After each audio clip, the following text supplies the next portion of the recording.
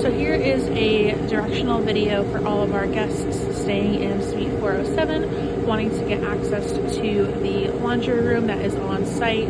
So once you leave your room, you'll take a right out of the unit, and then take another right, and you'll head to the parking lot at 33 Cannon Street. And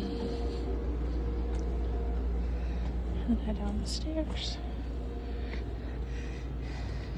And you'll come to this parking lot area, and you want to head to the back of this house right here. That's going to be where the laundry room is located. So if you keep walking, you're going to go under the deck, and you'll see CHC Vacation Rentals laundry room. So you'll want to put your code that you were given upon check-in here. It should open. And you can see someone's doing laundry now. We have a washer and dryer. You'll be all set. This is where it's at.